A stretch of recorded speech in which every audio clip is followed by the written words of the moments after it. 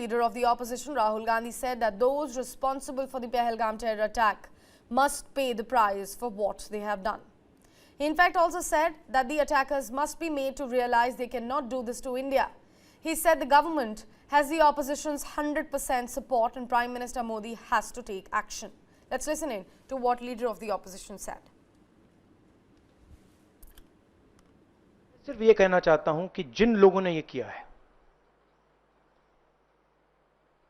जो भी हैं, कहां भी हैं, they have to pay for this. And they have to pay for it properly. Not in some half-hearted way. ऐसे आलतू फालतू तरीके से नहीं. They have to pay for it properly कि इनको याद रहे कि हिंदुस्तान के साथ ये नहीं किया जा सकता है. हमने क्लियरली ऑपोजिशन की और सरकार की मीटिंग में क्लियर हमने लाइन दी है, यूनानिमस लाइन, कि जो हुआ है एक्सेप्टेबल नहीं है. और पूरा का पूरा ऑपोजिशन 100% सपोर्ट सरकार को देगा और दे रहा है.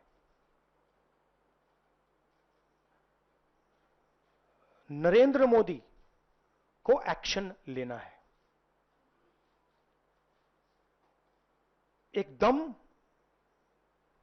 एक्शन लेना है, और पूरा का पूरा विपक्ष उनके साथ खड़ा है. जिन लोगों ने यह किया है, दे हैव टू पे द प्राइस फॉर दिस. जो परिवार है, उन्होंने आप लोगों को मेरे थ्रू एक मैसेज दिया है.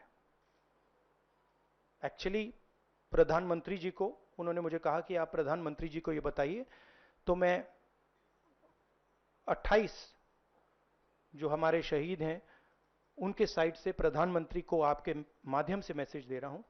प्रधानमंत्री जी, उन्होंने कहा है कि हमारे जो बच्चे हैं वो शहीद हुए हैं, हम चाहते हैं कि आप उनको शहीद का दर्जा दीजिए, रिस्पेक्ट दीजिए.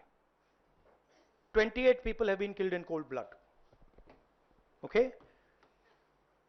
It is pretty clear who is responsible for this.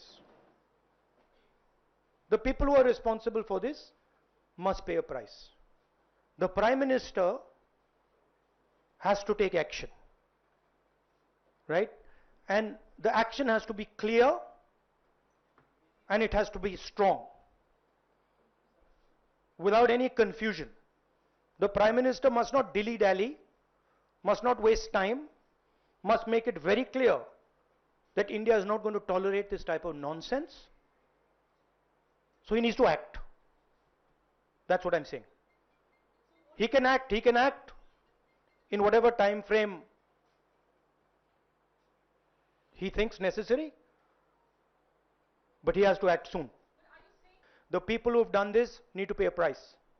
Okay? And the Prime Minister has to act on it now, firmly. He should not dilly-dally.